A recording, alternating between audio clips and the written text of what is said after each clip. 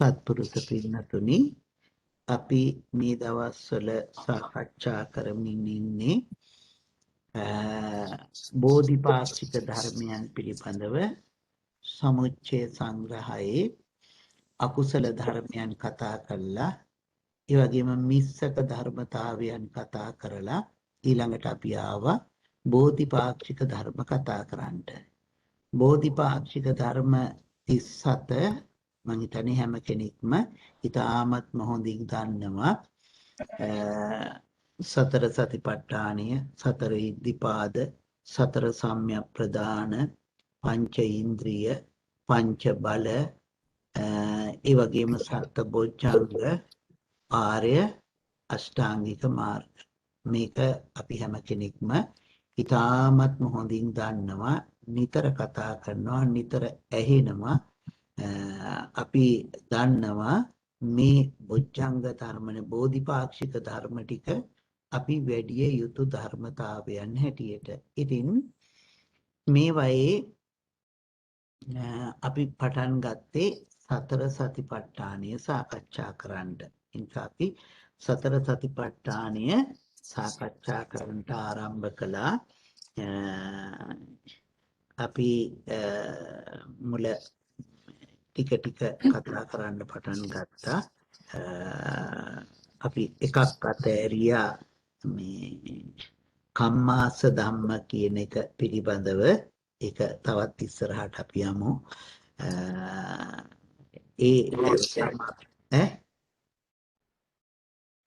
එයින් ඉස්සරහට අපි කතා කළා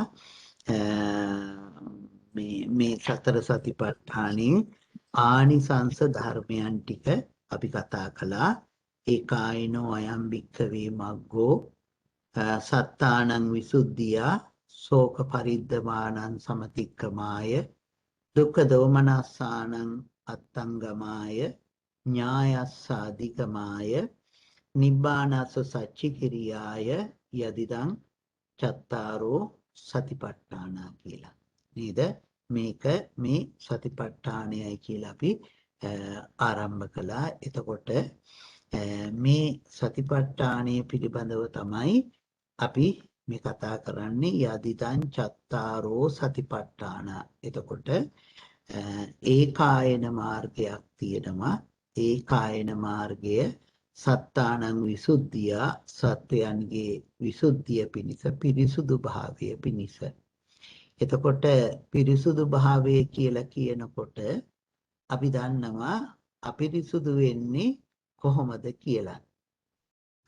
අපිට මතකයි අපි අපිරිසුදු භාවය, පිරිසුදු භාවය ගැන කතා කරනකොට බුදුරජාණන් වහන්සේ දේශනා කළේ පබස්සර මිදම් භික්ඛවේ චිත්තං ආගන්තුකේහි උපක්ඛලිට්ඨේහි සංකිලිට්ඨං කියලා ධර්මයේ විස්තර වෙනවා. සිත ප්‍රබාස්වරයි. පබස්සර මිදම් භික්ඛවේ චිත්තං. සිත ප්‍රබාස්වරයි ආගන්තුකේහි උපක්ඛලිට්ඨේහි සංකිලිට්ඨං. ආගන්තුකෝ පැමිණෙන උපක්ලේශ ධර්මයන් නිසා සිත කිලිටු වෙනවා. ඉතින් සිත ප්‍රබාස්වරයි කියනකොට ප්‍රබාස්වරතාවයේ නැති වෙන්නේ අකුසල ධර්මයන් නිසා. ඉතින් කුසල ධර්මයන්ගෙන් සිත පිරිසුදු වෙනවා. අපි දන්නවා හැම සත්වයක්ම උපදින්නේ විපාක සිතකින්. කුසල සිතකින් උපදින්නෙත් නැහැ, අකුසල සිතකින් උපදින්නෙත් නැහැ. හැම සත්වයක්ම ප්‍රතිසන්දියක් ලබන්නේ විපාක සිතකින්. ඒක මං හිතන්නේ මතක ඇති. එහෙම නැත්නම් අපට ආයේ එතෙන්ට යන්න සිද්ධ වෙනවා. මේ සත්තානං විසුද්ධියා කියලා කියනකොට මේ සත්‍යයන්ගේ පිරිසුදු භාවය. නේද? එතකොට අපි දන්නවා මේ ප්‍රතිසන්දිය ලබන සිත්. නේද? අපි දන්නවා ඒ විපාක සිත් වලින් ප්‍රතිසන්දිය ලබන්නේ කියලත්. ඒ නිසා සතර අපායේ ප්‍රතිසන්දිය ලබන්නේ මතකද දන්නේ නේද? මතකද සතර අපායේ ප්‍රතිසන්දිය ලබන හිත අකුසල විපාක විපාක උපේක්ඛාසග සම්තිරණේ. අහේතුක අකුසල විපාක උපේක්ඛා සහගත සංකීර්ණ සිතෙන් තමයි සතර අපායේ ප්‍රතිසන්දිය ලබන්නේ. මනුෂ්‍ය ලෝකයේ ප්‍රතිසන්දිය ලබන්නේ කුසල විපාක කුසල විපාක අහේතුක කුසල විපාක උපේක්ඛාසග සම්ති. උපේක්ඛා සහගත සංකීර්ණ සිතෙන්. ඔව් කාමශෝභන කාමසෝබන විපාක සිත් 8. විපාක සිත් 8 නේද? මේ වයින් තමයි මනුෂ්‍ය ලෝකයේ ප්‍රතිසන්දිය ලබන්නේ. එතකොට මනුෂ්‍ය ලෝකයේ ප්‍රතිසන්දීන් අපි හඳුන්වන්නේ මොන නම් වලින්ද? අහේතුක අහේතුක ප්‍රතිසන්දි, ද්විහේතුක ත්‍රි හේතුක ප්‍රතිසන්දි, ත්‍රි හේතුක ප්‍රතිසන්දි කියලා. ඒ ටික තමයි අපි මේ ප්‍රතිසන්දි හඳුන්වන්නේ. දිව්‍ය ලෝක බ්‍රහ්ම ලෝක වලට යනකොට සරලව කිව්වොත් එහෙම ඒ තැන්වල උප්පත්තිය ලබන්නේ දිව්‍ය ලෝක වලට යනකොට බොහොම වෙලාවට ද්විහේතුක දි හේතුක ත්‍රි හේතුක තමයි බොහෝමයක්ම. එතකොට ඒ උප්පත්තිය ලබන්නේ කාම සෝබන විපාක සිත් වලින්. රූපාවචර බ්‍රහ්ම ලෝකයට යනකොට රූපාවචර විපාක සිත්. රූපාවචර විපාක සිත් 5. නේද? ඊළඟට අරූපාවචර ලෝකයට යනකොට රූපාවචර විපාක සිත් 4. ඔව් අරූපාවචර විපාක සිත් 4න් ප්‍රතිසන්දිය ලබනවා. මේ එක සිතකවත් මේ ප්‍රතිසන්දිය ලැබපු එක සිතකවත් ලෝභ දෝෂ මෝහ නැහැ. ලෝභ දෝෂ මෝහ නැති වෙනකොට ඒ සිත ප්‍රභාස්වරයි, පිරිසුදුයි. ඉතින් ඒ සිතට තමයි බාහිරින් පැමිණෙන්නේ අකුසල ධර්මතාවයන්. ආගන්තුකව පැමිණෙන්නේ මේ ඒ දේවල් නොයි අපි ඇහෙන් කනින් නාසයෙන් දිවෙන් ශරීරයෙන් මනසින් අරමුණු ගැනීම නිසා අර අකුසල ධර්මයන්ොත් එක්ක සිත අපිරිසුදු භාවයටපත් වෙනවා. එහෙමනම් අන්නිහිම වෙන සිත අපිරිසුදු නොවි පිරිසුදු කරගන්නට සත්‍යයේ විසුද්ධිය ඇති කරගන්නට ඒ පිරිසුදු භාවයේ ඉහළම පිරිසුදුකමට ඇති කරගන්නට තියෙන මාර්ගය තමයි මේ සතර සතිපට්ඨානය. නේද? ඊළඟට ශෝක පරිද්දවානං සමතික්කමාය. ශෝක පරිදේවයන් දුරු කරලා තමන්ට. නේද? එතකොට දුක්ඛ දෝමනසානං අත්තංගමාය.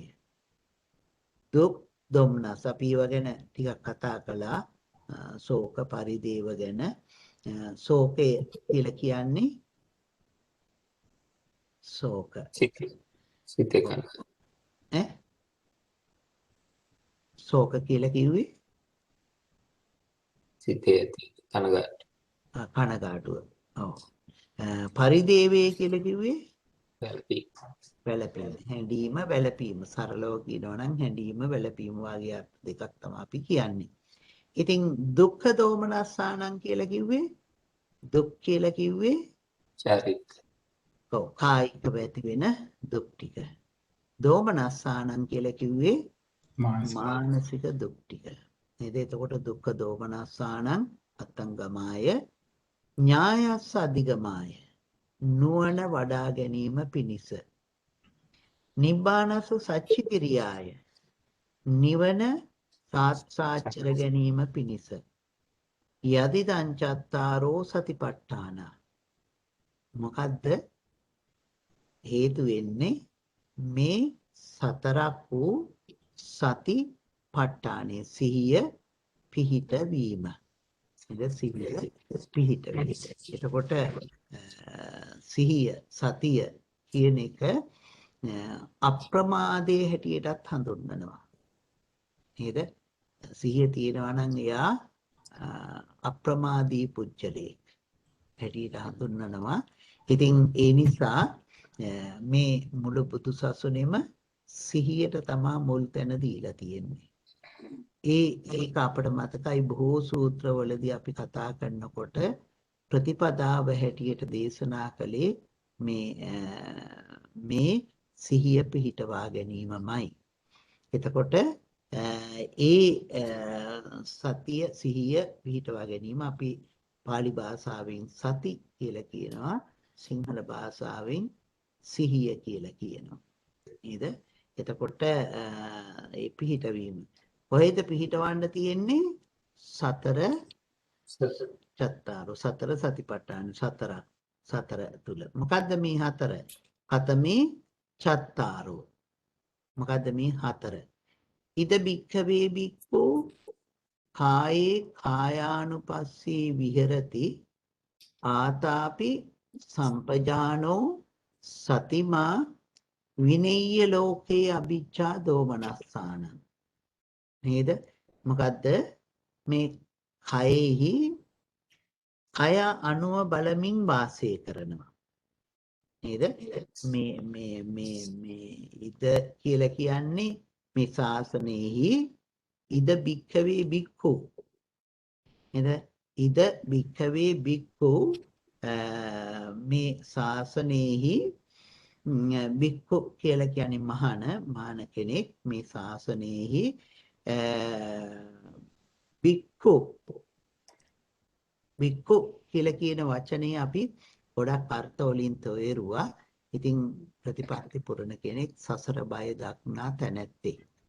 ඉද භික්ඛවේ භික්ඛු කායේ කායානුපස්සී විහෙරති. රූපේහි නේද? කයෙහි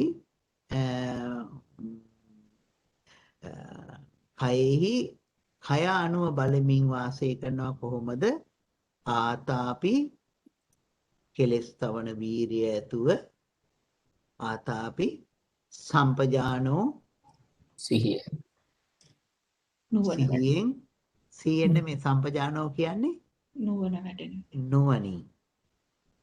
සම්පජානෝ සතිපා සිහියෙන්. නේද?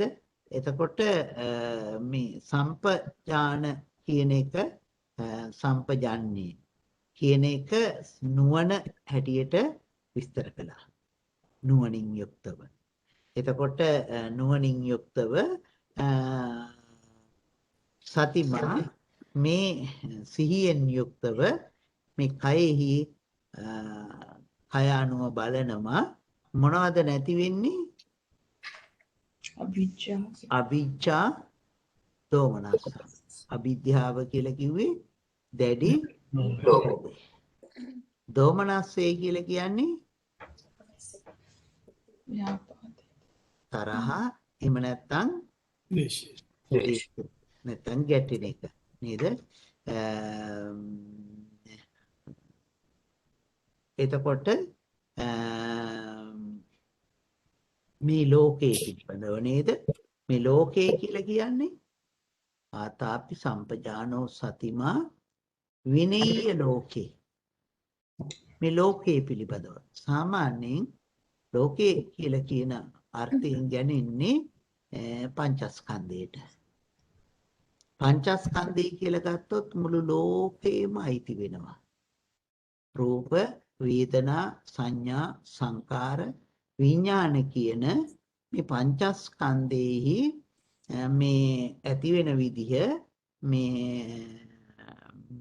මේ ලෝකෙහි මේ රූපයන්ගේ වෙනස් වෙන මේ ස්වභාවයන්ගේ මේ ලෝකෙහි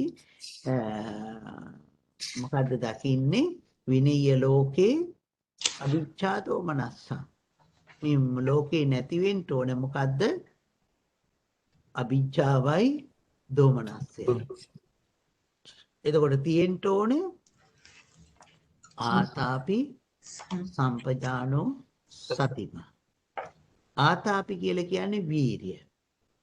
එතකොට ආතාපි නැමැති කෙලෙස් තවන වීරිය. නේද? වීරිය කියන එක චෛතසිකයක් කියලා අපි හොඳට දන්නවා. වීරිය චෛතසිකය වීරිය වශයෙන් කුසලයේත් අකුසලයේත් දෙකේම ක්‍රියාත්මකයි. වීරිය චෛතසිකයේ තියෙන්නේ ප්‍රකින්නක චෛතසික 6 ඇතුළත. නේද? වීරිය චෛතසිකයේ තියෙන්නේ ප්‍රකින්නක චෛතසික 6 ඇතුළත. ඉතින් ඒ නිසා මේ ප්‍රකින්නක චෛතසික කුසලයේත් අකුසලයේත් දෙකේම ක්‍රියාත්මක වෙනවා. එහෙමනම් මේ අකුසලයේ ක්‍රියාත්මක වෙන වීරිය නෙවෙයි. මේ වීරිය ඕනේ කුසලයේ ක්‍රියාත්මක වෙන වීරිය. ඒ නිසා මෙතෙන්දි වීරිය ගැන කියනකොට කියනවා කෙලෙස් තවන වීරිය කියලා. නිකම්ම වීරියකුත් නෙමෙයි. කෙලෙස් නැති කරලා Tamanට ඇති කරගත්තු වීරියක්. ලේසියෙන් පහසුවෙන් ආපු වීරියක් නෙමේ. බොහොම ශක්තිමත්ව අපි ඇති කරගත්තු වීරියක්. හිතට ඇති වෙන ක්ලේශ ධර්මයන්, අකුසල ධර්මතාවයන් නැති කරලා ආය අකුසල ධර්මයන් නූපදින්ට සිත තුළ ශක්තියක් ඇති කරගන්න එකට තමයි මේ ආතාපි කියලා විස්තර කළේ. කෙලෙස් තවන වීරිය හැටියට. නේද? ආතාපි සම්පජානෝ සතිමා. නේද? එහෙමනම් කෙලෙස් තවන වීරියෙන් යුක්තව. නේද? ආතාපි කියලා කියන්නේ ඒ අර්ථයෙන්. එතකොට අපේ හිත තුළට පැමිණෙන ක්ලේශ ධර්මයන් නැති කරගන්නටයි මේ කටයුත්ත සිද්ධ කරන්නේ. සම්පජානෝ කිව්වේ සම්පජන්නේ. ආතාපි සම්පජානෝ සම්පජන්න කියලා කියන්නේ නුවණ කියන අර්ථයෙන්. නේද? අපි මේකෙදි සම්පජන්න පබ්බේ කියලත් මේ සතිපට්ඨානෙ මතක ඇති මේ කායානුපස්සනාවේ එක කොටසක් අපි ක්‍රියාත්මක කරනවා. ඒ කියන්නේ කටයුතු සිහියෙන් කරන එක. නිසා මේ සිහියෙන් නැත්නම් මේ නුවණින් යුක්තව කරන එක අපි හඳුන්වනවා මොකද්ද? සම්පජන්නේ කියලා. සති සම්පජන්නේ කියලා කියනකොට අපි කියනවා සිහි නුවණ කියලා. සිහියත් නුවණත් කියන මේ දෙකම එකට එකතු වුණ තැනට කියනවා අපි සති සම්පජන්නේ කියලා. එහෙමනම් සම්පජන්නේ නුවණින් යුක්තව. ඒ කියන්නේ කල යුතු නොකල යුතු දේවල් මනවින් තේරුම් අරගෙන. සම්පජන්නයෙන් යුක්තව. ඉතින් අපි ඉදිරියේදී කතා කරනවා සම්පජන්නේ කොටස් 4කට වෙන් කරලා. මං හිතන්නේ ඒක අපට මතකයි. මං නම් ටික විතරක් මතක් කරගෙන යන්නම්. අපි දන්න නිසා ඉස්සරහදී සම්පජන්න පබ්බේදී අපි ඒ ටික විස්තර කරගමු. සාත්තක සම්පජන්නය මතක් වෙනවා ඇති දැන්. සත්තාය සම්පජන්න. සප්පාය සම්පජන්නය, ගෝචර ගෝචර සම්පජන්නය, අසම්මෝහ අසම්මෝහ සම්පජන්නේ. නේද? මේ සම්පජන්නේ නුවණ. නේද? එතකොට ඒ සම්පජන්නයෙන් යුක්තව ආතාපි සම්පජානෝ සතිමා ආයත් සිහිය කියලා කියනවා. නේද? සිහිය අපි එදත් කතා කළා. මේ සිහිය කියන්නේ මේ අපි කොයි විදිහේ එකක්ද? අපි චෛතසික ධර්මයක් වශයෙන් කතා කරනකොට සිහිය හැඳින්නුවේ අකුසලයට යන්ට නොදී හිත කුසලයේ පවත්තා. හිත කුසලයේ තුල රඳවා ගන්න එකට කිව්වා මොකද්ද? සිහිය, සතිය කියලා. නේද? සිහිය කියලා කිව්වා. එතකොට ඒ අකුසලයට යන්න නොදී කුසලයේ තුල සිත රඳවා ගන්නවා. එතකොට ඒ සිහිය එතන අපි කතා කරපු විදිය. එතකොට සිහිය මේ සූත්‍රයේදී බොහොම වෙලාවට විස්තර කරන්නේ සිත වර්තමානයේ තබා ගැනීම. ඒක තමයි සතර අපි සිහිය කියන එක විස්තර කරනකොට අපිට මතකනේ ආර්ය අෂ්ටාංගික මාර්ගයේ අපි සම්මා සති කතා කළා. ආර්ය අෂ්ටාංගික මාර්ගයේ සම්මා සතිය කියලා විස්තර කරන්නේත් මේ සතර සතිපට්ඨානයටමයි.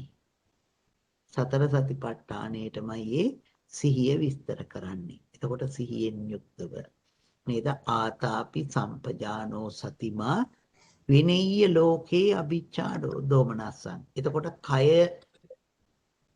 කයෙහි සිත පිහිටවාගෙන ඒ කයානුව බලාගෙන ඉන්නේ මොකක් වශයෙන්ද?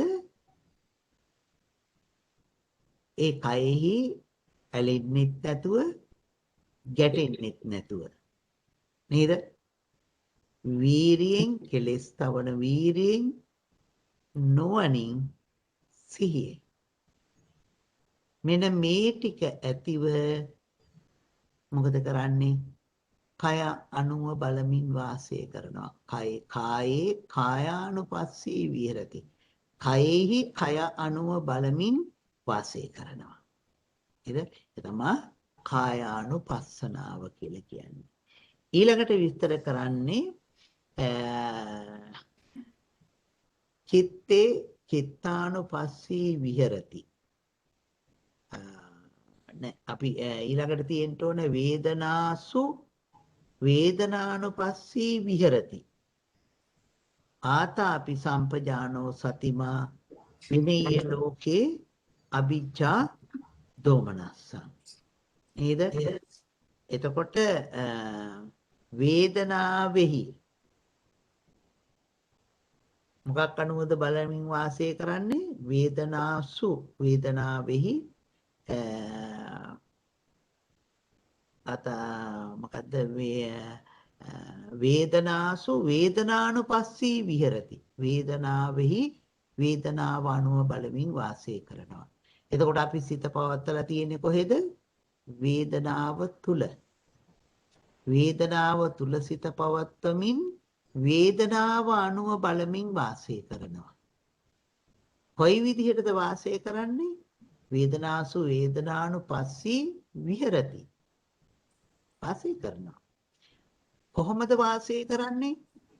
කෙලස් තවන වීරියෙන් නුවණින් සිහියෙන් මේ කිසිම ධර්මතාවයක් පිළිබඳව ඇලෙන්නේ නැතුව ගැටෙන්නේ නැතිව. නේද? එතකොට අපි වේදනාව බලනකොට ඒ වේදනාව කෙරෙහි බලලා තියෙන්නේ වේදනාව එක්ක ගැටුනේ නැහැ. දුක්ඛ වේදනාවන් එක්ක. ඒ වගේම වේදනාවේ ඇලුනේ නැහැ සුඛ වේදනාවන් එක්ක. එහෙම නැතුව ඒ සිත අපි දැක්කේ කොහොමද? වීරියෙන් නුවණින් සිහියෙන් යුක්තව. එහෙම දකිමින් වාසය කරනවා. එතකොට ඒ වේදනානුපස්සනාව අපි එහෙම සරලව කියනවා වේදනානුපස්සනාව. වේදනාවෙහි වේදනාව අනුව බලමින් වාසය කරනවා. ඊළඟට චිත්තේ චිත්තානුපස්සී විහෙරති. ආතාපි සම්පජානෝ සතිමා විනීය ලෝකේ අභිච්ඡා දෝමනස්සං. නේද?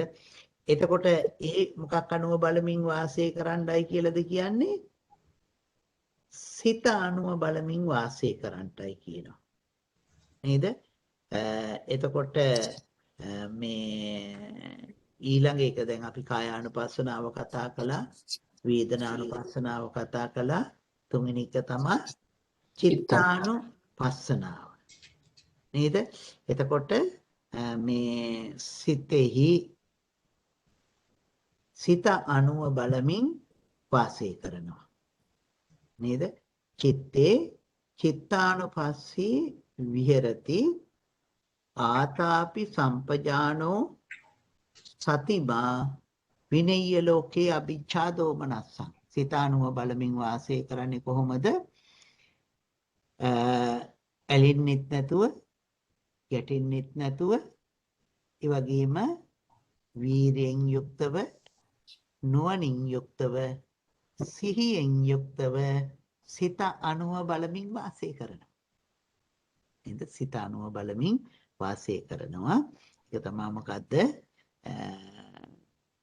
චිත්තේ චිත්තානුපස්සී විහෙරති. සිතෙහි සිත අනුව බලමින් වාසය කරනවා. සිත තුළ සිත පිහිටවගෙන ඒ අනුව බලමින් වාසය කරනවා.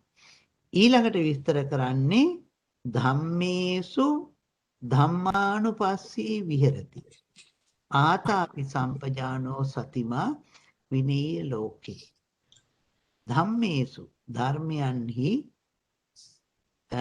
ධම්මේසු ධම්මානුපස්සී ධර්මය අනුව බලමින් ධම්මානුපස්සී විහෙරති වාසය කරනවා. කොයි විදිහටද? කෙලෙස් තවන වීරියෙන් යුක්තව ආතාපි නුවණින් යුක්තව සම්පජානෝ සිහියෙන් යුක්තව සතිමා විනේය ලෝකේ නැතිව මේ ලෝකයේ පිළිබඳව අවිජ්ජා දෝමනස්සං අවිජ්ජාව සහ දෝමනස්සෙන් තොරව මේ හැටියට ඒ සිත අනුව බලමින් වාසය කරනවා. නෑ ධම්මේසු ධම්මානුපස්සී විහෙරති කිව්වේ ධර්මයන්හි ධර්මය අනුව බලමින් වාසය කරනවා. එතකොට ධම්මේසු කියලා කියනකොට ධර්මයන් අනුව නේද? ධර්මයන් අනුව ධර්මයන් කියනකොට අපි දන්නවා ධම්මානුපස්සනාවේ ධර්මයන් තියෙන්නේ නීවරණ නේද? ඊළඟට උපාදානස්කන්ධ ස්කන්ධ, ඒ වගේම ආයතන, ඒ වගේම බොජ්ජංග, චතුරාර්ය සත්‍ය කියන මෙන්න මේවා දකිමින් වාසය කරනවා. නේද? ඒව තුළ දකිමින් වාසය කරනවා. කොහොමද දකින්නේ? ආතාපි සම්පජානෝ සතිමා විනේය ලෝකේ අවිජ්ජා දෝමනස්සං. සිහියෙන් නුවණින් වීරියෙන් ඇලෙන්නේ ගැටෙන්නේ නැතුව. නේද? ඒක තමයි අපි දැන් දන්නේ. අපි ඒක හොඳින් දන්නවා දැන්. නේද? මේක තමයි සතර සතිපට්ඨාන. කායानुපස්සනාව, වේදනානුපස්සනාව, චිත්තානුපස්සනාව, ධම්මානුපස්සනාව. ඒක සතිපට්ඨාන හතර. නේද? ඒ සතිපට්ඨානෙන් යුක්තවම වාසය කරනවා. ඊළඟට කතංච භික්ඛවේ කායේ කායානුපස්සී විහෙරති. නේද? මහණෙනි භික්ඛවේ කෙලස් තවන වීරිය ඇති පුජ්‍යලයා, එහෙම නැත්නම් මේ සතර සතිපට්ඨාන වඩන පුජ්‍යලයා, එහෙම නැත්නම් යෝගාවචරයා, භාවනානුයෝගීව කටයුතු කරන තැනැත්තා, භාවනා වඩන තැනැත්තා. එතකොට භික්ඛු කියලා ආමන්ත්‍රණය කළේ එතන ඒකයි. එතකොට මහණෙනි මේ භාවනා කරන තැනැත්තෙක්, එහෙම නැත්නම්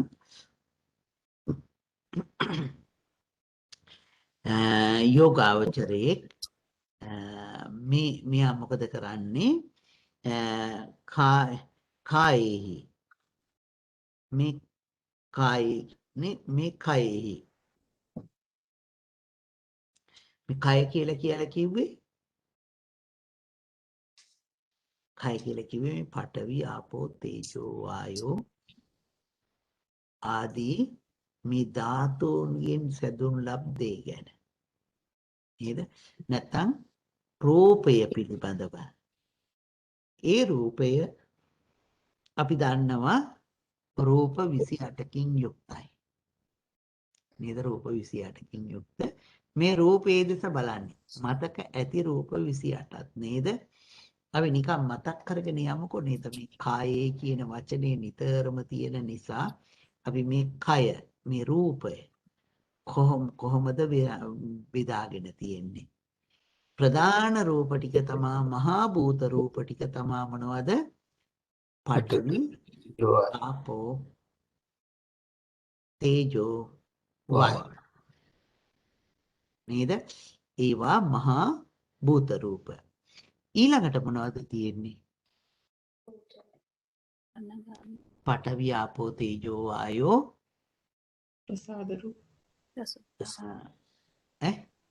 ප්‍රසාද ප්‍රසාද රූප චක්කු ප්‍රසාද සෝත ප්‍රසාද ගාන ප්‍රසාද ජීවා ප්‍රසාද කාය ප්‍රසාද. එතකොට ප්‍රසාද රූප පහක් තියෙනවා නේද? චක්කු සෝත ගාන ජීවා කාය. ඊළඟට තියෙනවා ගෝචර රූප. ගෝචර රූප තියෙනවා රූප ශබ්ද ගන්ධ රස ස්පර්ශයත් ගෝචර රූපයක් නේද? එහෙන් බැලුවොත් ගෝචර රූප කීයක් තියෙනවද? 7යි. 7ක් තියෙනවා. ගෝචර රූප 7ක් තියෙනවා. 7ක් නෙමෙයි. 7ක් නේද? රූප, ශබ්ද, ගන්ධ, රස ඊළඟට පඨවි, තේජෝ, වායු 7ක් තියෙනවා. නේද? ඔව්. මොකද?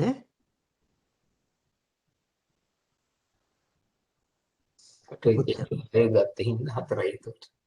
ඔව් එතනින් අපි ඇත්තටම පඨවි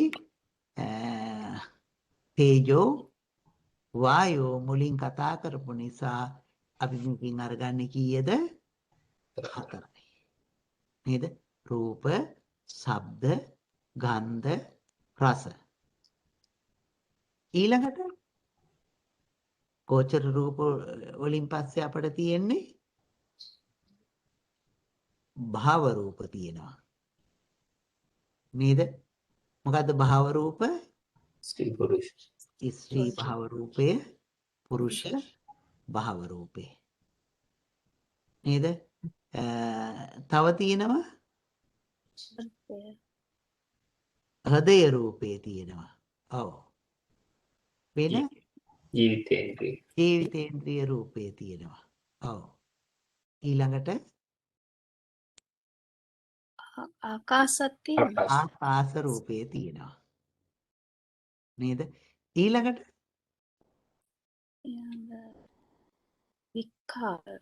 විකාර රූප.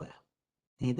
මං හිතනවා මේ ඔක්කොම අය පොත නොබලා මතකයෙන්ම තමයි මේ ටික මේ මතක් කරන්න කියලා. නේද?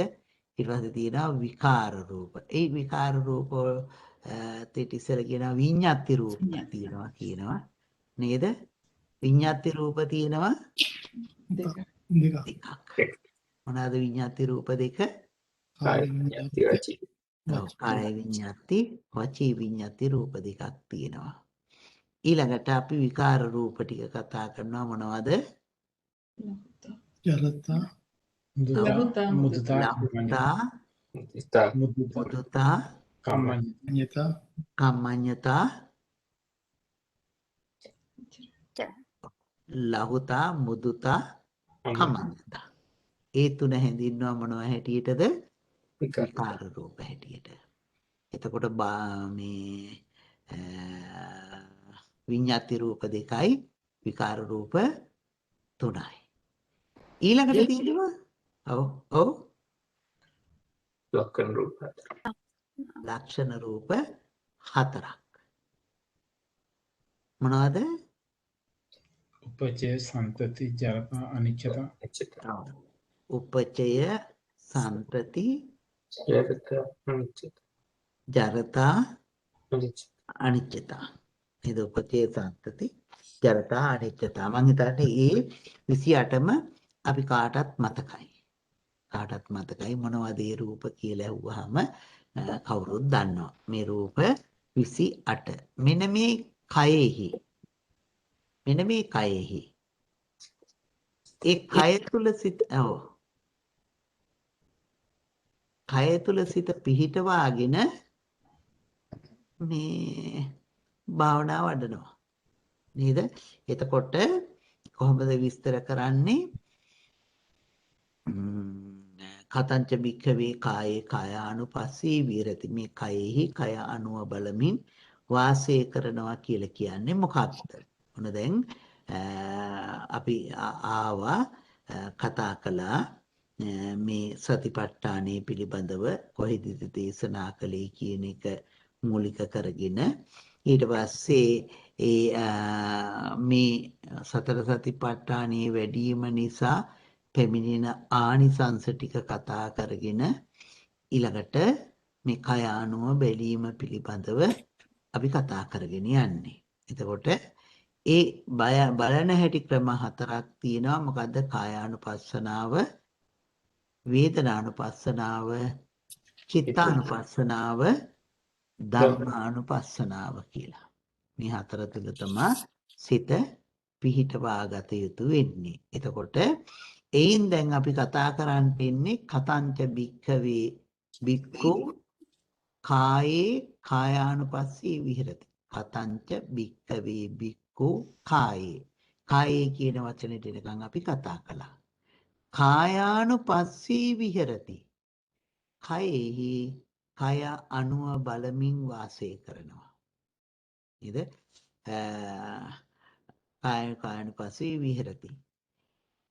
ඔන්න පළවෙනි ක්‍රමයේ දේශනා කරනවා ඉද භික්ඛවේ භික්ඛු. නේද? ඉද භික්ඛවේ භික්ඛු. ඉද කියන වචනයෙන් හඳුන්වන්නේ මෙහි. ඒ කියන්නේ මේ ශාසනය තුල. නේද? මේ ශාසනය තුල ඉද භික්ඛවේ භික්ඛු. මේ මහණෙක් පැවිදි කෙනෙක් මහණෙනි මේ ශාසනයෙහි භික්ෂුවක් මොකද කරන්නේ? ඉද භික්ඛවේ භික්ඛු මොකද විස්තර කරන්නේ? අරඤ්‍යගතෝවා රුක්ඛමූලගතෝවා ශුඤ්ඤාගාරගතෝවා. නේද? මොකද මේ අරඤ්‍යගතෝවා ආරණ්‍යයට ගියේ.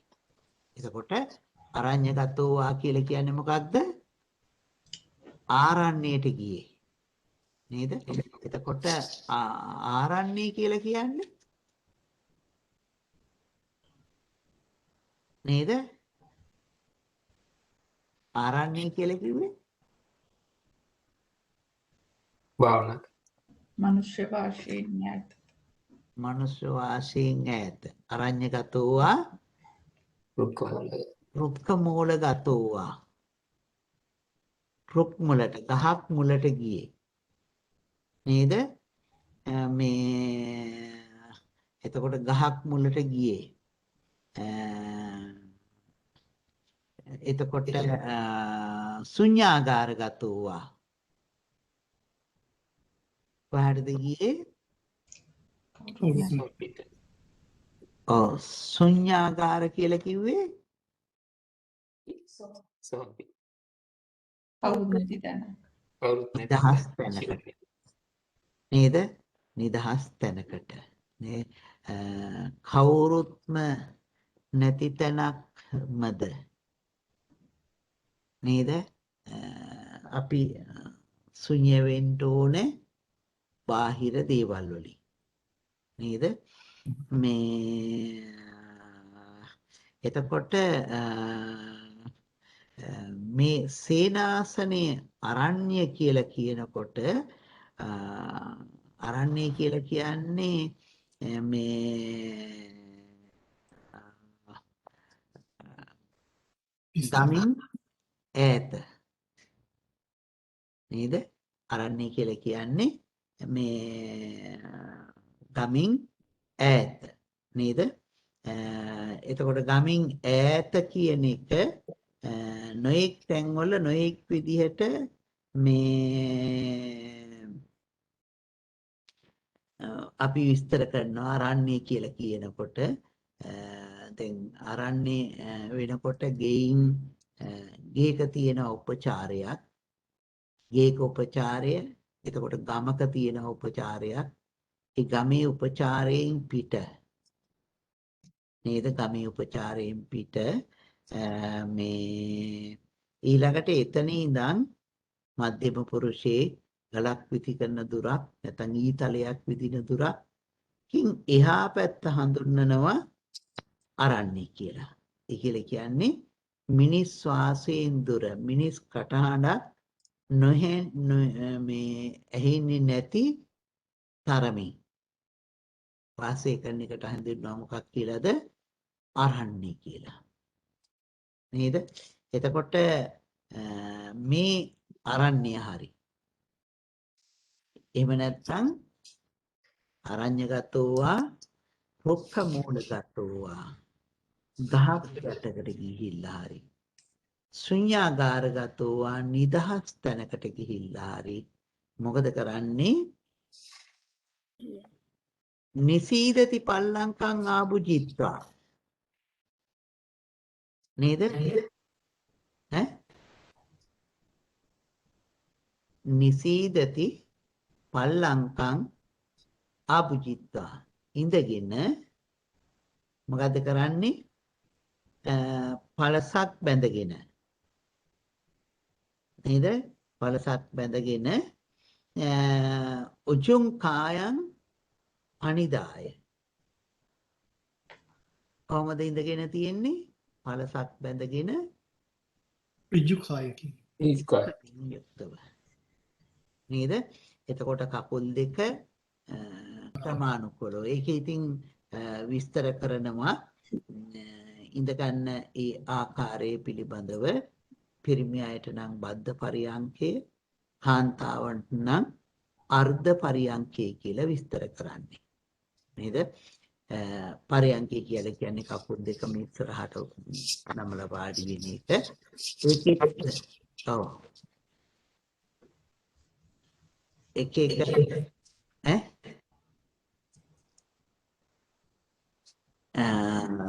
එතකොට පරියංකේ නැත්නම් අර්ධ පරියංකේ නේද? මේ වාඩි වෙලා නේද? පල්ලංකම් පළසක් බැඳගෙන කියන අර්ථය තමයි අපි සරලව කියනකොට කියන්නේ. ඒ විදිහට වාඩි වුණ පුච්චලයා නිසීදති පල්ලංකං මොකද වෙන්නේ? ආභුජිත්වා නේද? පළසක් බැඳ පල්ලංකං ආභුජිත්වා පළසක් බැඳගෙන උජුං කායං පනිදාය කය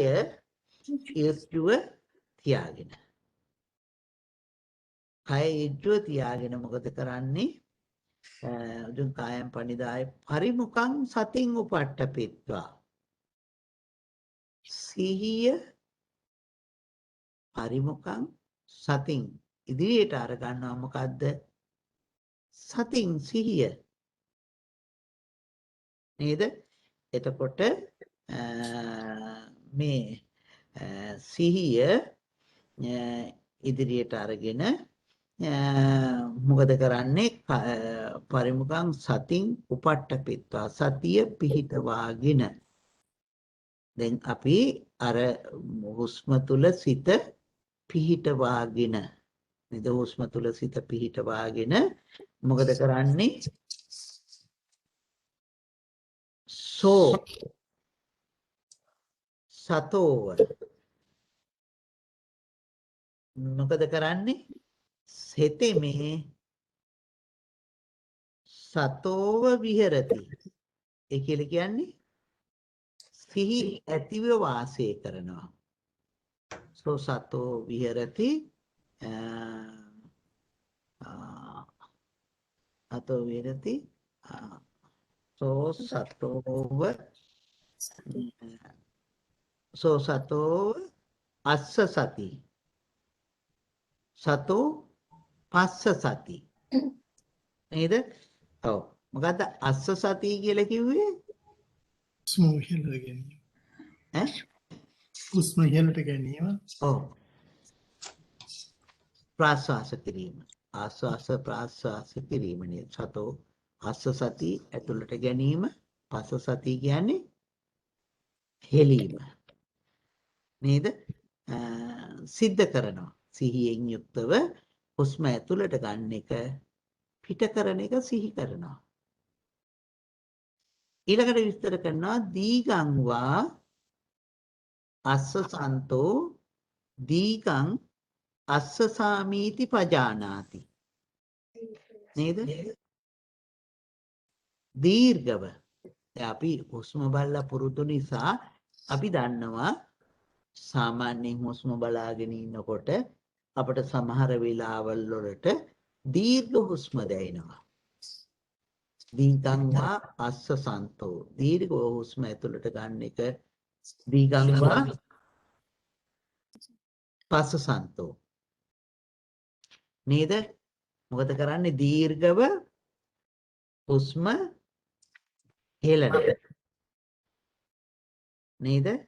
මේ එතකොට මේ හිතේ සිතෙන් හුස්ම දෙස බලාගෙන ඉන්නවා මේ හුස්ම ඇතුල් වීම පිටවීම පිළිබඳව නේද? හුස්ම ඇතුල් වීම පිටවීම පිළිබඳව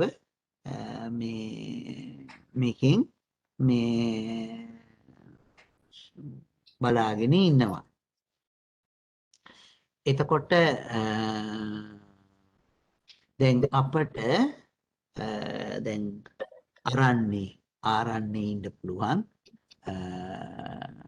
දැන් ඉන්දියාව ලංකාව වගේ නෙවෙයිනේ. මේ ඍතුන්ගේ ભેදය බොහොම හොඳට තියෙනවා. ලංකාවේ නම් අපිට සීතල කාලය කියලා ලොකු සීතලක් නැහැ. රස්නේ කාලේ කියලා එහෙම ලොකු වෙනසක් අපිට දකින්න නැහැ. වැස්සත් අපිට අවුරුද්ද පුරාවකටම තියෙනවා. බොහොම කෙටි කාලයයි එහෙම නැතුව තියෙන්නේ. නමුත් දඹදිව ඒ කාලවල ඒ මේක වෙනම හොඳට පේනවා. මෙහෙත් එහෙමයි. නේද? මෙහෙත් ඒවා ඒ විදිහටම මේ වෙනස්ව දකින්න පුළුවන්.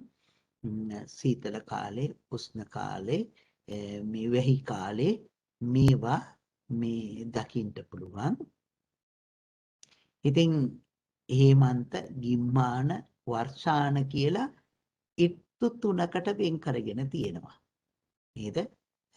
හේමන්ත, ගිම්මාන, වස්සාන කියලා ග්‍රීස්ම කාලය නේද? එතකොට මේ අවුරුද්ද මෙහිම බෙදාගත්තාම එක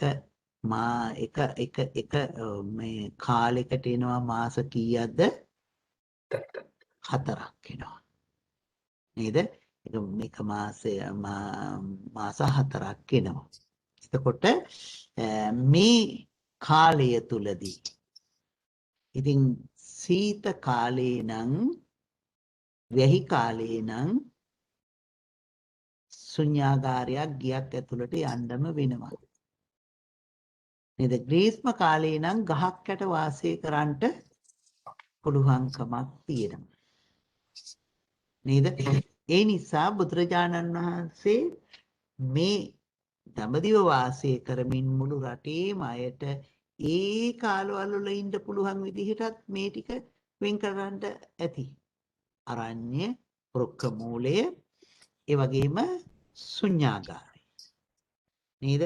ඒ විදිහට මේ තැන් ඒ කාලෙහි වාසය කරන්නට අවශ්‍ය මේ තැන් ටික බුදුරජාණන් වහන්සේ පෙන්වලා දුන්නා. ඉතින් මේවා ගැනත් කතා කරනකොට මේ තැන් පිළිබඳව නේද? අරණ්‍ය කාටද ප්‍රත්‍ය වෙන්නේ? නේද? දැන් අපි මේ කාල වකවානු ටික අපි මතක් කළානේ. මේ තැන් ටික නේද? ඒ තැන් ඒ කාලවල මේ ගැනත් අපි මේ මතක් කළා.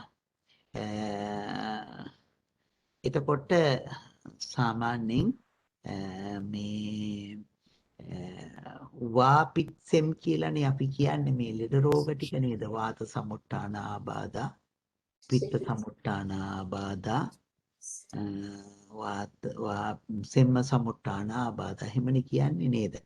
එතකොට මේ අනුවත් මේ ස්ථාන ටික වෙන් කරලා තියෙනවා.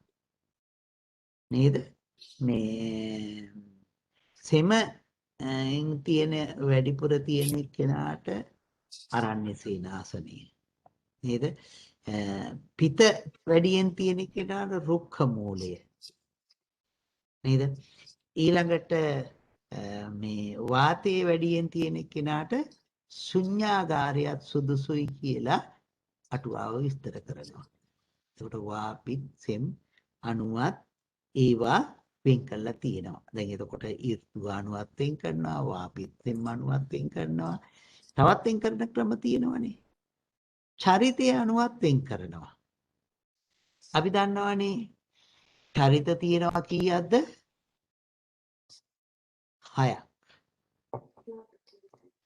මතකයි නේද? රාග චරිත, ද්වේෂ චරිත, දේශ චරිත, මෝහ චරිත, මෝහ චරිත, රාග දේශ මෝහ විතක්ක විතක්ක චරිත, ඔව් රාග චරිත, දේශ චරිත, මෝහ චරිත, විතක්ක චරිත, සද්ධා චරිත, ඊළඟට බුද්ධි චරිත. ඒකට මතක් කරගන්න චරිත කීයක් තියෙනවද? 6ක් තියෙනවා. රාග චරිත, ද්වේෂ දේශ චරිත, චරිත, මෝහ චරිත, මෝහ චරිත, විතර්ක චරිත, විතක්ක චරිත, ශ්‍රද්ධා චරිත, සද්ධා චරිත, බුද්ධි. බුද්ධි චරිත. නේද? මේවා හැටියට මෝහ චරිතයට වනසෙනසුණක්. එහෙමත් තර්ක කරලා තියෙනවා. දේශ චරිතයට රුක්ඛ මූලයක්.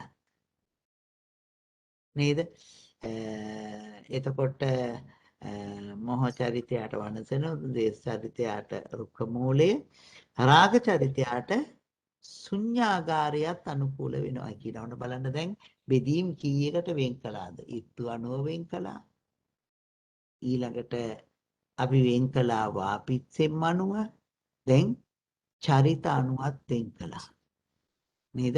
ඒ චරිතවල ස්වභාවය හැටියට ඒ තැන්වල වාසය කරන්නටයි කියලා මේ බුදුරජාණන් වහන්සේ දේශනා කරනවා ඍතුවට අනුව නේද? මෙහෙම මේ තැනැත්තා මොකද කරන්නේ? මේ භාවනාවට වාඩි වෙන්න පෙර ආතුව මේ කළ යුතු කාර්යයන් ගොඩක් තියෙනවනේ නේද? තුන ගැන කිව්වේ. මහත්තයා විතක්ක සද්ධා බුද්ධි චරිත වලට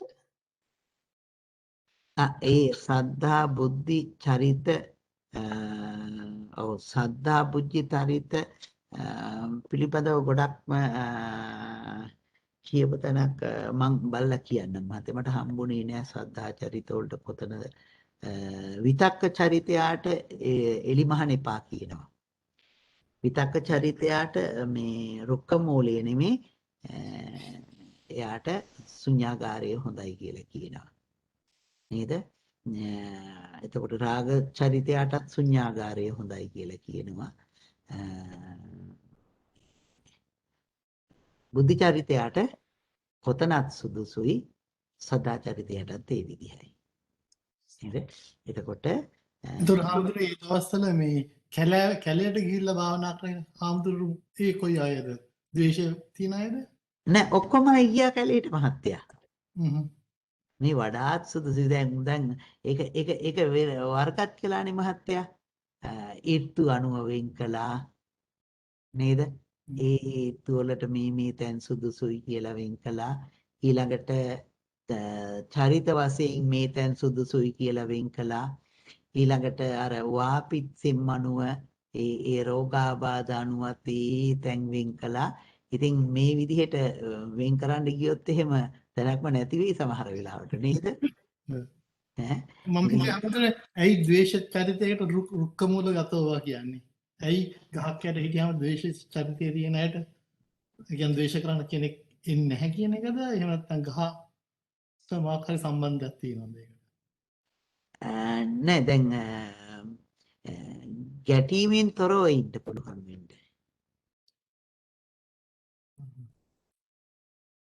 නේද? ඒ ගැටීමට ගැටීමෙන් තොරව හෝ ගැටෙන්න ඔරොත්තු දෙන්න ඉන්න. හ්ම්. රුක්ක මූලේ මේ ගහක් යටට ගියයින් පස්සේ මේ ඒ දේශ චරිතය ගැන කියලා කියනකොට ඇයිද? ඒක මතක නෑ මහත්තයා ඇයිද කියලා. මං චුට්ටක් බලන්න. ඔව්. එතකොට ඒ විදිහට ඒ අයට ඒ තැන් අනුකූලයි නැත්නම් ඒ අයට ඒ තැන් සුදුසුයි කියලා මේ අටුවාව විස්තර කරනවා. නේද? මේ ඔව්. ආරණ්‍යයේදී රුක්ක මූලේ හරි කිව්වම දැන් ආරණ්‍ය කියන්නේ වනයේ නේ පොතන. අරන්නේ කිව්වේ? එතකොට මේ නිකන් වනගත වෙනවා වගේ නේද? ඔව්. එතකොට වනගත වෙලත් ගහක් මූලක නෙමෙයිද ඉන්නේ? එතකොට වනේ තියෙනවනේ මේ සෙනසුන්. ඒ සෙනසුනද? ඔව්. දැන් වනේ සක්මන් මලු තියෙනවා, ගස් මුල් තියෙනවා. නේද? ඔව්. අර එතකොට ඒකේ ගහක් මූල කියන අදහස නෙමෙයි නේද? ඒතර ඒක දෙකක් නේද?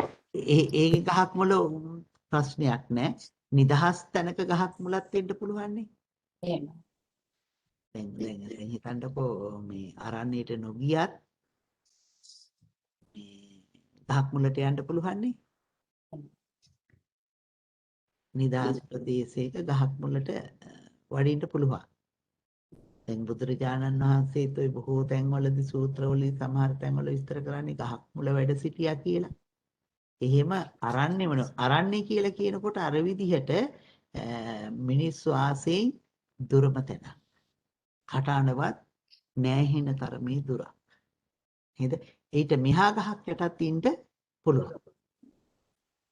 ඊට මෙහා ගහක් යටත් ඉන්න පුළුවන්. එතකොට එහෙම රුක්ක මූලේ. නේද? එතකොට මේ ආනාපාන සතිය එහෙම නැත්නම් දැන් භාවනාවට වාඩි වෙන්න හදන්නේ. හැබැයි හොඳට මතක තියාගන්න මේ ආනාපාන සති භාවනාව වඩනකොට තමයි එතෙන්දි තමයි විස්තර කරන්නේ මේ උජුං කායං පනිදාය පරිමුඛං සතින් උපට්ඨපා කියන ටික. ඒ කියලා කියන්නේ මෙහෙම වාඩි වෙලා කරන්න කියන එක තමයි ආනාපාන සතියේ තියෙන්නේ. එතකොට කයත් ඉච්චු කරගන්න ඕනේ. නේද? හරියට වාඩි වෙලා මේ ඉදිරිපස කය උඩුකය කෙලින් තියාගෙන වාඩි වෙන්නයි කියනවා. නේද? ඒක විස්තර කරන්නේ ආනාපාන සතියේ. නේද? ඊට පස්සේ ඒ වාඩි වෙන්න ඉස්සෙල්ලා වස්තු විසද කිරියතාවය ඇති කරගන්නයි කියනවා. දැන් වස්තු විසද කිරියතාවය කියලා කියන්නේ ඇඳුම් පිරිසුදු කරගෙන නේද? හිස රැවුල් බාලා නියපොතු කපලා නේද? මේ බාහිර පිරිසුදුකම ඇති කරගන්නයි කියනවා. එතකොට වාඩි වෙන්න යන තැන පිරිසුදු කරලා ඒ මේ ස්වභාවය ඇති කරගන්නයි කියනවා. ඒ කියන්නේ වස්තු විසද කිරියතාවය ඇති කරගන්නයි කියලා කියනවා. නේද? ඉතින් ඒ විදිහට මේ සීලය මෙනෙහි කරලා පිරිසුදු සිල් ඇතිව සීලේහි Taman සම්පූර්ණ කළ යුතු දේවල් තියෙනවා නම් වත්මානක් පුරන්න තියෙනවා නම් නේද? ආපත්‍ති දේශනා කරගන්න තියෙනවා නම් නිස දෙසන්න තියෙනවා නම් මේ ආදී ඒ විනේ කළ යුතු දේවල් ටික සිද්ධ කරගෙන මේ විදිහට මේ භාවනාවට එළඹෙන්නයි කියලා තමයි මේ ධර්මයේ විස්තර කරන්නේ. එතකොට ඒ විදිහට මේ සිහිය නැත්නම් සිහිය ඉදිරියට අරගෙන නැත්නම් ආස්වාස ප්‍රස්වාසයන් තුළ සිත පිහිටවාගෙන නේද? මොකද කරන්නේ? සෝ සතෝ වාස්ස සති ආස්වාසය දකිනවා. සෝ සතෝ පස්ස සති. නේද? මොකද දකින්නේ? ප්‍රාස්වාසය දකිනවා. ඒ ආස්වාස මේ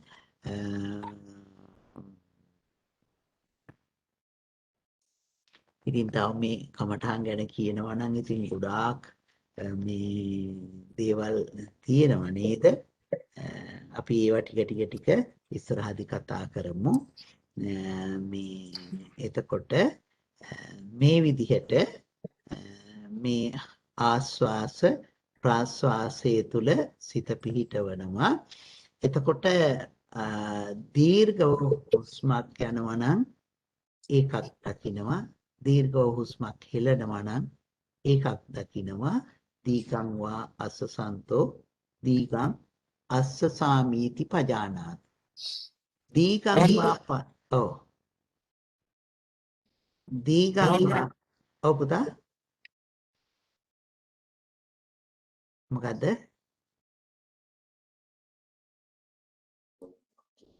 දීගං වා එන්නේ සල්මුත් කියේ නැහැ හම්ද?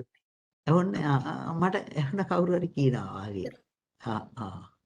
දීගං වා අස්සසන්තෝ දීගං අස්ස සාමීති පජානාති. දීර්ඝව හුස්ම ගන්නවා නම් දීර්ඝව හුස්ම ගන්නවා කියලා දැනගන්නයි කියනවා.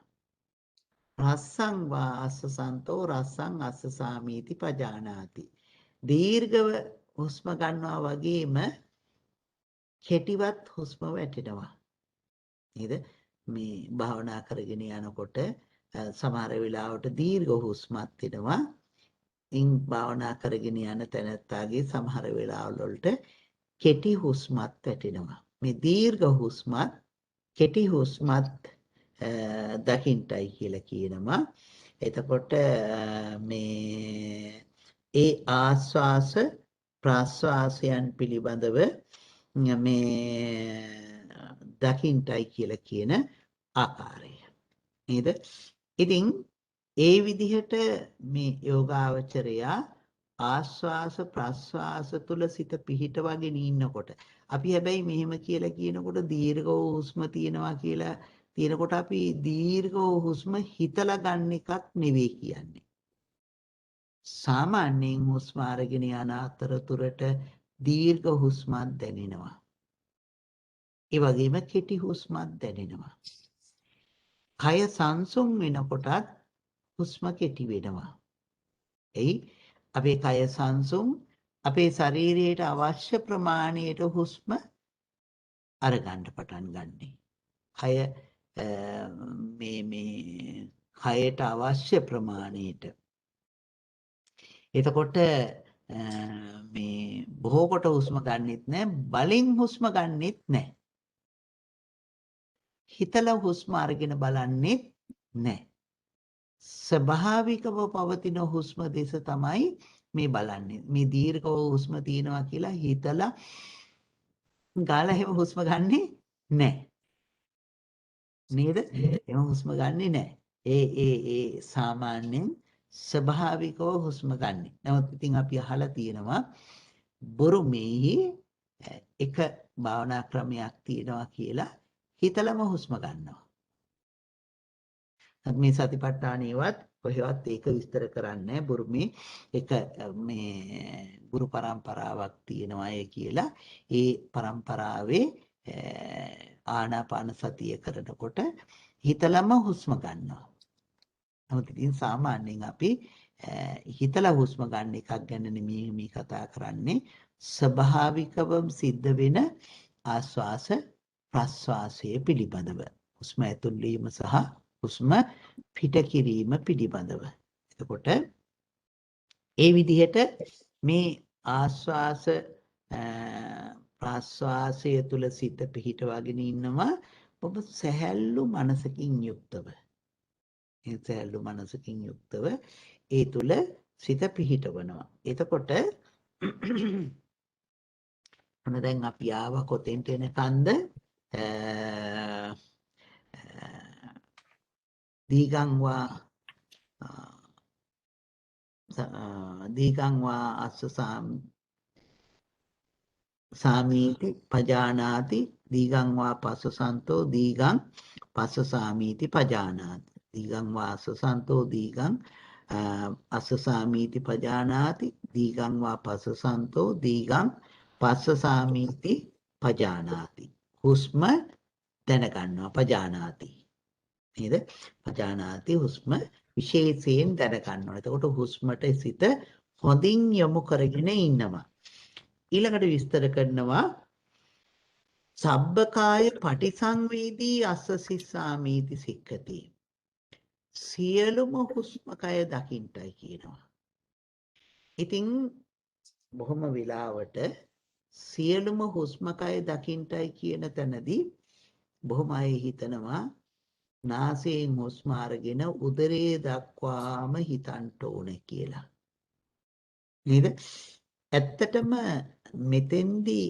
එහෙම එකක් නෙමේ බුදුරජාණන් වහන්සේ දේශනා කරන්නේ නාසයෙන් හෝ උදරයෙන් හෝ මේ හුස්ම දැනෙන තැනකදී ඒ මුළු හුස්ම ප්‍රමාණයම හුස්ම ගන්න පටන් ගන්න එක හුස්ම ඇතුළට ගනිමින් තියෙන එක හුස්ම ගැනීමේ අවසානයේ මෙන්න මේ ටික දකිමින් වාසය කරනවා නේද හුස්ම ඇතුල් වීම පිටවීම පිළිබඳව එහෙම දකිමින් වාසය කරනවා ඒක තමයි හුස්ම පිළිබඳව මේ දකිමින් වාසය කරන ක්‍රමය ඊළඟට දීගං වාස සන්තෝ දීගං අස්ස සාමීති පජානාති දීගං වා පස්ස සන්තෝ දීගං පස්ස සාමීති පජානාති රසං වා අස්ස සන්තෝ රසං අස්ස සාමීති පජානාති සබ්බකාය පටිසංවේදී හුස්ම ඇති වෙන්න පටන් ගන්න එක හුස්ම ඇතුල් වෙන එක හුස්ම ඇතුල් වීමේ අවසානය යම් කෙනෙක් පිම්බීම හැකිලිම තුළට සිත යොමු කරගත්තා නම් පිම්බීමේ පටන් ගැනීම පිම්බීගෙන යන එක පිම්බීමේ අවසානය හැකිලිම පටන් ගන්න එක හැකිලීගෙන යන එක හැකිලීමේ අවසානය එතකොට සබ්බකාය පටිසංවේදී මුළු හුස්ම කයම දැනගෙන වාසය කරනවා මුළු හුස්ම කයම දැනගෙන වාසය කරනවා සබ්බකාය පටිසංවේදී ඊළඟ විස්තර කරනවා පස්සම් භයං කාය සංකාරං අස්ස සිස්සාමීති සික්ඛති පස්සම් භයං කාය සංකාරං පස්ස සිස්සාමීති සික්ඛති මොකද කරන්නේ මේ හුස්ම හික්මවමින් දකිනවා හික්මෙන හුස්ම දකිනවා පස්සම් භයං කාය සංකාරං නේද මොකද මේ තියෙන්නේ මේ පස්සම් භයං කාය සංකාරං මේ කාය සංස්කාරස මේ පස්සම් භයං කියලා කියන්නේ සංසිඳවනවා කියන එක මේ කාය සංස්කාරය සංසිඳ වෙනවා ඒ කියන්නේ මේ හුස්ම අර ඉස්සෙල්ලා තිබුණා වගේ ඕලාරිකව නැතුව බොහොම සංසුම්ම බොහොම කෙටිව මුළු හුස්ම කයම දිහා බලාගෙන ඉන්නකොට සංසුන්ව හුස්ම ඇතුල් වීම පිටවීම දකිනවා ඒක අර ඉස්සෙල්ලා හුස්ම වගේ නෙමේ බොහොම හෙමින් සිද්ධ වෙන හුස්ම ඒක ඒ කාය සංස්කාරයේ සංසිඳෙනවා කියන්නේ ක්‍රමක්‍රමයෙන් හුස්ම දැනීමේ ප්‍රමාණය අඩු වෙවි යන්නේකට නේද මේ සතිපට්ඨානේ මේ හුස්ම ගැන විස්තර කරනකොට පස්සම් භයං කාය සංකාරං අස්ස සිස්සාමීති සික්ඛති පස්සම් භයං කාය සංකාරං පස්ස සිස්සාමීති සික්ඛති ඉතින් මෙතන නාසය කියලාත් නැහැ ඉතින් නාසයෙන් හෝ උදරයෙන් හෝ අපි පුරුදු වෙලා තියෙන්නේ ඔය අවස්ථා දෙක දකින්ට එතකොට නාසයෙන් හරි උදරයෙන් හරි මේ ආස්වාස ප්‍රස්වාසයේ කෙරෙහි දකිමින් වාසය කරනවා එදා ආස්වාස ප්‍රස්වාසය යන කෙරෙහි දකිමින් වාසය කරනවා. කොහොමද මේ හික්මෙන හුස්ම පිළිබඳවම. එතකොට හික්මෙනවා කියලා කියන්නේ හුස්ම ටික ටික අඩු වෙමින් යනවා. පිම්බීම හැකිලිම නම් ඒකත් අඩු වෙමින් යනවා. නාසයෙන් හුස්ම බලන කෙනෙක් නම් ඒකත් අඩු වෙමින් යනවා.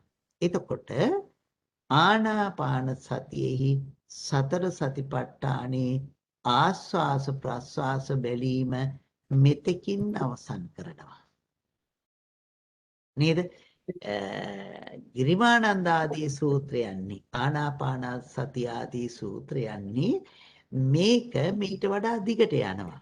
අපිට මතකනේ පීති පරිසංවේදී, සුඛ පරිසංවේදී, චිත්ත සංඛාර පරිසංවේදී, පස්සම්භයං චිත්ත සංඛාරං, විමෝචයන් ආදී වශයෙන් මේක 16 ආකාරයකට විස්තර කරනවා. නමුත් මෙතෙන්දී සාමාන්‍ය හුස්ම බලන්නයි කිව්වා, දීර්ඝ හුස්ම බලන්නයි කිව්වා, කෙටි හුස්ම බලන්නයි කිව්වා, මුළු හුස්ම කයම බලන්නයි කිව්වා, හික්මෙන හුස්ම කය බලන්නයි කිව්වා. නේද? ඒ ආකාර ටික තමයි මෙතෙන්දී විස්තර කරලා තියෙන්නේ. එතනින් එහාට සතිපට්ඨානේ විස්තර කරන්නේ නැහැ. එයි එතනින් එහාට යනකොට එයා ආනාපාන සතිය වඩන්නේ සමතයක්. ඒ කියන්නේ ධානයන් තුලට ගෙනියන සිතක් තමා ආනාපාන සතිය එතනින් එහාට වැඩෙන්නේ. මෙතෙන්දී නතර වෙන්නේ විදර්ශනාව සඳහා ඒ ටික ප්‍රමාණවත් නිසා.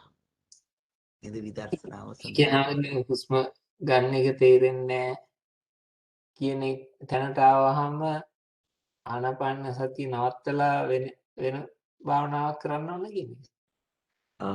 භාවනා කරගෙන යන්නකො මහත්තයා. එතකොට ඒතෙන්ට ආවයන් පස්සේ ඊට අවශ්‍ය දෙයක් කියලා දෙයි. නේද? ඇත්තටම දැන් හුස්ම දැනෙන්නේ නැත්නම් මොකද කරන්නේ? නේද? එතනින් පස්සේ ආයේ මේ සතිපට්ඨානෙම වඩන්න තියෙනවා. කයෙහි කය පිළිබඳව බලන්න තියෙනවා. ආයෙ වඩන්න තියෙනවා. ආස්වාද ප්‍රස්වාසයේ දකින්න බෑනේ නේද? එතකොට ඒක මේ අර මොකක්ද මේ සුඛයක් විදිහට තේරෙන එහෙම දෙයක් නැද්ද? එතකොට එතන මොකක් වශයෙන්ද මහත්තයා? ඒ කියන්නේ දැන් ඒ හුස්ම ගන්න ඒක නොතේරෙන තත්ත්වයට එනකොට එතකොට නිකන් හොඳ නැහැ. එතකොට නිකන් ඒතර සුඛයක් හරි කියන්නේ ඒක නිකන් සන්තෝෂයක් නෑ ඇත්තටම මහත්තයා ඒ වෙනකොට සිතේ බොහෝ නීවරණ යටපත් වෙලා ප්‍රායෝගිකව කතා කරනකොට ඒ වෙනකොට සිතේ බොහෝ නීවරණ යටපත් වෙලා ඔක්කොම නීවරණ යටපත් වෙලා නීවරණයන්ගෙන් යුක්ත වෙනවා නම් නීවරණයන් තියෙනවා නම් ඒ තෙන්ට එන්නේ නැහැ. එතෙන් එනකොට නීවරණ යටපත් වෙලා ඇතිවීම නැතිවීමනේ දකින්නේ අපි අතෙන්දී. ඇතිවීම නැතිවීම දකින්න තැන තමයි සබ්බකාය පටිසංවේදී කියලා විස්තර කළේ. ඒ මුළු ඒ උස්මයේ සබ්බකාය දකින්නකොට දකින්ට එනකොට මුළු හුස්ම කායම දකින්ට එන අවස්ථාවයි. ඒ කියලා කියන්නේ එක පැයක එක විලාවක දෙකක් දකින්නවා කියන නෙමෙයි දිගට මේක දකින්නවා. කියන්නේ නීවරණ යටපත් වුණ සිතකට ළමා ඒක දකින්ට පුළුවන් වෙන්නේ. ඒ නිසා ඇත්තටම මහත්ය කියන විදිහටම මේ පස්සම්බයං කාය සංකාරං කියන තැනට එනකොට සිත ප්‍රමෝදයටපත් වෙලා. මොකද නීවරණ යටපත් වීමම සිත ප්‍රමෝදයටපත් වීමක්. නේද? එතකොට අපි ඇතිවීම නැතිවීම දකින්ට පටන් අරගෙන. ඔතෙන්ට එනකොට හඳුරන්නේ ඔය කායानुපස්සනාව කියලා කිව්වට ධම්මානුපස්සනාවට එනකම වගේ වැඩිලා නේද? ඔවම ඉතින් දැන් ඇත්තටම දැන් අපි මේ කරන භාවනා ක්‍රමයේදී හුස්ම බලන අතරතුර වේදනාව මෙනෙහි කරනවා. එහෙමයි. නේද? ඊට පස්සේ ශබ්ද මේ වේදනාව මෙනෙහි කරනකොට වේදනානුපස්සනාව. ශබ්ද මෙනෙහි කරනකොට මේ මොකද්ද? වේදනා ආයතන පබ්බේ. ඔව්.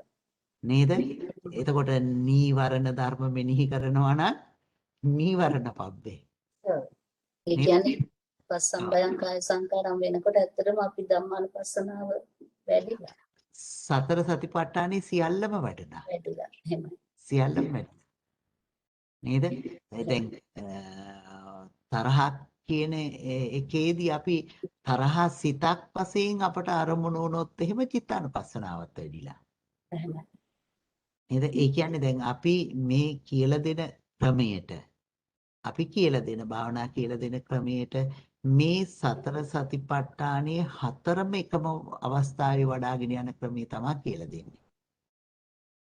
සතර සතිපට්ඨානේ සතිපට්ඨාන හතරම එකම වර වඩාගෙන යනවා. ඒ කියන්නේ ආනාපාන සතියේදී හතරම වැඩෙනවා. නෑ දැන් මේ අපි දැන් කියලා දෙන ක්‍රමයක් තියෙනවානේ මහත්තයා. අපි ආනාපාන සතිය හුස්මම තියාගෙන ඉන්න කියන්නේ නෑනේ. වේදනාව මෙනෙහි කරන්නයි කියනවා. නේද? ඊළඟට ශබ්ද ඇහෙනකොට මෙනෙහි කරන්නයි කියනවා. නිහිතට එන අනික් ධර්මතාවයන් නීවරණ නේද? මේ ඒවා මෙනෙහි කරන්නයි කියනවා. ඒ හැම වෙලාවකදීම හතරම වැඩිලා එතකොට. එතකොට හඳුනන අර මේ සිත සංසිඳ මේ මුළු ශරීරයම සංසිඳනවා වෙන්න හේතුව අපේ හිත ආස්වාසේ තැබීම නිසාද අපේ හිත වෙන තැනකට නොයවා සම්පූර්ණ මෙනෙහි කිරීම හුස්ම උඩට පල්ලෙහාට යාම දිහා බලන නිසාද ශරීරය සංසිඳෙන්නේ මුළු ශරීර ක්‍රියාවම ඒ කියන්නේ හිත සංසිඳෙන නිසා මහත්තයා. මම කියවනේ නීවරණයන් හේතුඵල විදියට ඔව් නීවරණයන්ගෙන් සිත යටපත් වෙනකොට තමා අපට මුළු හුස්ම කයම දකින්න පුළුවන් වෙන්නේ. ඒ වෙනකොට අපේ සිත විදර්ශනාව තුළට ඇවිදිලා මේ භාවනා ක්‍රමී හරියට යනවනම් ඒ කියලා කියන්නේ අපට මොකද දැන් හිතටකෝ දැන් අපි භාවනා කරනකොට ප්‍රායෝගිකවම දකිනවා. අපි මේ හුස්මක් තුළට පිම්බීම හැකිලිම හෝ ආස්වාස ප්‍රස්වාස මේ නාසය තුළට සිත යොමු කරගෙන ඉන්නකොට අපට වැඩිපුරම බලන්න වෙන්නේ මුල් කාලේ වේදනාවනේ. වැඩිපුරම බලන්න වෙන්නේ මොකද්ද? වේදනාව. ඒක බලමින් තමයි අපි වාසය කරන්න වෙන්නේ. නේද? එතකොට ඒ වේදනත් සංසිඳිලා යනකොට තමයි අපේ හිත අපට හොඳටම මේ හුස්මට යොමු කරගන්න පුළුවන් වෙන්නේ. අන්න එහෙම වෙනකොට තමයි මුළු හුස්ම කයම අපට පහසුවෙන් දකිමින් වාසය කරන්න පුළුවන් වෙන්නේ. ඒ වෙනකොට මම කිව්ව විදිහට නීවරණ ධර්මයන් යටපත් තුන සිතක් අපට ඇවිදිලා. ඇත්තටම නීවරණ ධර්මයන්ගෙන් සිත යටපත් වෙනකොට අන්න සිත ඇත්තටම අර කිව්ව විදිහට ප්‍රීති ප්‍රමෝදයටපත් වෙලා.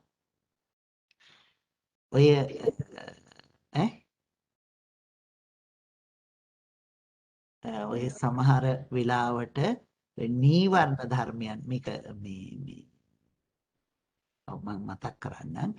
නීවරණ ධර්මයන් යටපත් වෙනකොට තමයි සමහර අය කියන්නේ ආලෝක රූප එහෙම පේනවා කියලා. ඒක සමහර අයට වෙනවා. සමහර අයට නොවෙන්න පුළුවන්. නේද? සමහර අයට එහෙම වෙනවා නීවරණ ධර්මයන් යටපත් වෙනකොට පිරිසුදු සිතක් එනකොට බොහොම සංසුන් සිතක් එනකොට එහෙම වෙනවා. ආලෝක පේනවා නේද? රූප පේනවා. ඉතින් එතනින් එහාටත් එක ඒ පටන් ගන්නෙ ඒ ස්වභාවයට පැමිණෙනකොට. ඒක නිසා ඇත්තටම පුරුදු කරන්න මේ தත්ත්වය අපටම දකින්න පුළුවන්. සාමාන්‍යයෙන් නේවාසිකව දවස් 5ක් 6ක් කරන පුච්චලයකට මේ தත්ත්වයට එන්න පුළුවන්කම තියෙනවා. නේද? ඒක තමයි අපි නිතර මතක් කරන්නේ කතා කරන්න එපා. සිහිය තියාගන්න. කතා කර කර යනවා නම් අවුරුදු ගාණක් ගෙනියන්න පුළුවන් මේ தത്വෙට එන්න. නේද? හැම මොහොතකදීම සිහියෙන් ඉන්නයි කියලා කියන්නේ. මොකද හැම මොහොතකදීම නීවරණ යටපත් කරගෙන ඉන්න. ඒ නිසා තමයි අපි මුළු එක දවසක් භාවනා කරනකොට මොකද දැන් ඇත්තටම දැන් මේ ආනාපාන සතියනේ සක්මන් භාවනාව කියන්නේ ඉරියාපතය. සිහියෙන් කරනවා කියන්නේ සම්පජන්ණය. දැන් ඔක්කොම එකට වඩනවානේ අපි. මේ වාඩි වෙලා ඉන්න තැන. සක්මන සම්පජන්ණයේ සිහියෙන් වැඩ කටයුතු කරන එක. මේවා සියල්ලම එකට යනකොට නීවරණයන්ට එන්න තැනක් නැති වෙනවා. අපි කතා බහ කරනවායි කියලා කියන්නේ නීවරණයන්ට එන්න තැන හදා ගන්නවා. ඒක ඉතින් අපි ඇත්තටම බල කළා කියනවා. අන්තිම පිළිපදින්නේ නැත්නම් එතන ඉහාට හිත යන්නේ නැති වෙයි. අපි නිතරම මතක් කරන්නේ ඒකයි මේ හිත මෙතෙන්ට අරගන්න නම් දවස් 4කින් 5කින් හිත මෙතෙන්ට ගන්න නම් නොකඩවා ගෙනියන සිහියක් තියෙන්න ඕනේ. නොකඩවා ගෙනියන සිහියක් තියෙන්න ඕනේ. එතකොට අපි තුලටම යොමු කරගත්තු සිතක් තියෙන්න ඕනේ. ඉතින් අපි තුළටම යොමු කරගත්තු සිත නැති වෙනවා බාහිර දේවල් සිතට අරගන්නකොට. ඒ නිසා තමයි අපි නිතර මතක් කරන්නේ අන්ධෙක්, ගොළුෙක්, බිහිරෙක්, ලෙඩෙක් වාගේ කටයුතු කරන්න. එතකොට මේ වයින් රැකෙන්න පුළුවන්. ආරක්ෂක ක්‍රමයක් නේ රැකෙන්න පුළුවන්. නේද? වටපිට බලන්නේ නැතුව පහතට හරවන ලද ඇස් ඇතුව ඉන්නකොට කොච්චර අරමුණු වලින් අපි බේරෙනවද? නේද? ඔව්. තමන් හම්දුනේ සම්පජන්‍ය ඕනේ නේද? සම්පජන්‍ය ඕනේ. සම්පජන්‍ය ඕනේ. ඔව්. දැන් මේ සම්පජන්‍ය නැති වුණොත් තමයි සිහිය පැත්තට යන්නේ. පැත්තට යන්නේ. ඔව්. ඒ ටික ඔක්කොම වැඩෙනකොට තමයි අර මේ කාලය තුලදී අපේ සිත අර தත්ත්වයට ගන්න පුළුවන් වෙන්නේ. ඉතින් සතිපට්ඨාන සූත්‍රයේදී මේ මහා සතිපට්ඨාන සූත්‍රයේ අන්තිමටම දේශනා කරනවානේ දවස් 7කට ඇවිදිලා දවස් 7න් අරිහත්ත්වයටපත් වෙන එහෙම නොවුනොත් අනාගාමී තත්ත්වයටපත් වෙනවා කියලා. ඉතින් අපට බැයිද දවස් 7ක් යනකොට සංසුන් සිතක් ඇති කරගන්න. ඒකට නම් මේ සතිපට්ඨානයේ සියල්ලම එකට වඩාගෙන යන්න ඕනේ. ඒ වෙනුවෙන් කැප වෙන්න ඕනේ. නේද? ඔව්. ඒ නිසා මේ සතිපට්ඨානයේ වඩනවා නම් ඒ කියලා දෙන විදිහට අපේ සිත ඒතන හසුරවන්න පුළුවන් නම් මේ தත්ත්වයට බොහොම පහසුවෙන් එන්න පුළුවන්. මේ එන්න බැරි කිසිම කෙනෙක්වත් මෙහි නැහැ. මොකද හිතන්න පුළුවන් අය ඉන්නේ. කරුණු තේරුම් ගන්න පුළුවන් අය ඉන්නේ. ඒ නිසා මේ අයට ඒ තුල සිත පිහිටවනකොට ওই සංසුන්කමට එන්න පුළුවන්. හැබැයි හිතන්න එපා මෙහෙම කරගෙන යනකොට මගේ මේ හුස්ම දැනෙන්නේ නැතුව ගියානේ නෑනේ. ඒව හිතන්න ඒ සමහර චරිතවල තියෙනවා හුස්ම දිගට කාලයක් තියෙනවා. නමුත් හිත සංසුන්. නේද? ඒවා ගැන කතා කරන එක තමයි කමඨහන් කියලා කියන්නේ. කමඨහන් කතා කරන නැත්නම් භාවනා උපදෙස් ගන්නවා කියලා කියන්නේ. ඉතින් ඒ මොකද එක එක පුච්චලියෝ එක එක විදිහයි. නේද? ඉතින් සාමාන්‍යයෙන් බොහෝ දිනකට සිදුවෙන ආකාරය තමයි විස්තර කරන්නේ. බොහෝ දිනකට වෙන ආකාරය. ඉතින් බොහෝ දිනකට ඒ විදිහට සිද්ධ වෙනවා. ඒ නිසා ඒ සිත අනුහුස්ම දැනෙන්නේ නැතුව ගියයින් පස්සේ කළ යුතු දේවල් ගොඩක් තියෙනවා. නේද? ඒ නිසා මං හිතන්නේ එතනින් එහා කමටහන් ගැන මම මේ ප්‍රසිද්ධිය කතා කරන්න ඕනේ නැති වෙයි කියලා මං හිතනවා. මොකද හිත නැත්තම් බලාගෙන ඉන්නකෝ දැන් මට මේක කියලා දුන්නේ නැහනේ මට මේක කරන්න බෑනේ. නේද? සාමාන්‍යයෙන් හුස්ම හිත සංසුන් වෙලා නැතුව යම් කෙනෙක් අපට හුස්ම දැනෙන්නේ නැහැ කිව්වොත් ඒකටත් අපි මේ ඒ ගානට සිත සංසුන් නැත්තම් නීවරණ වලට සංසුන් නැත්තම් නැවත හුස්ම බලවනවා. නැවත නැවත හුස්ම බලවනවා. හුස්ම දැනෙන්නේ නැහැ කියලා කිව්වට අපි ඒක ගණන් ගන්න නැහැ. මොකද එයාගේ සිත ආස්වාස ප්‍රාස්වාසයේ මේ පස්සම්භයං කාය සංකාරං කියන තැනට ඇවිදිලා තියෙන්නේ මේ සිත වැඩිලා නෙවෙයි.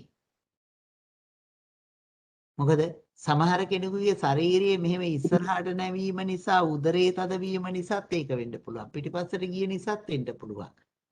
නේද? එහෙම නැත්නම් නින්දට ගිය නිසාත් එහෙම වෙන්න පුළුවන්. සමහරවිට අපි දන්නේම නැතුව අපි නොදැනගෙනම කය සැහැල්ලු වෙනකොට මේ භවාංග සිතවිලි වලට භවාංග සිතට නිකම්ම ගමන් කරන්න පුළුවන්. එහෙමත් වෙන්න පුළුවන්. ඉතින් ඒ නිසා අපි ඒවත් බලලා ඒවත් නැත්තම් කියනවා හුස්ම නැති වෙන්නේ හුස්ම දැනෙන්නේ නැති බෙල්ල වැල් දාගත්තු මිනිස්සුන්ට එහෙම නැත්තම් දියේ ගිලුණු මිනිස්සුන්ට ඔයාට එහෙම දෙයක් වෙලා නැහැ නේ ඔයාට හුස්ම තියෙනවා බලන්නයි කියලා කියනවා නේද ඒක නිසා අපි පරිස්සම් වෙන්න ඕනේ එතෙන්ට එන්න ඕනේ අර සිතේ වැඩිමත් එක්කම නොවැඩීමත් එක්කම එතෙන්ට සිත ආවට ඒක සුදුසු තැන නෙවෙයි නේද මේ භාවනා කරන නිසා මේ චුට්ට මතක් කරන්නේ අපි නේද නිතර අපි පොඩ ලොකු උත්සාහයක යනවනේ මේ භාවනාව තුළ සිත අරගෙන යන්න ඒක තමයි මේ මතක් කරන්නේ නේද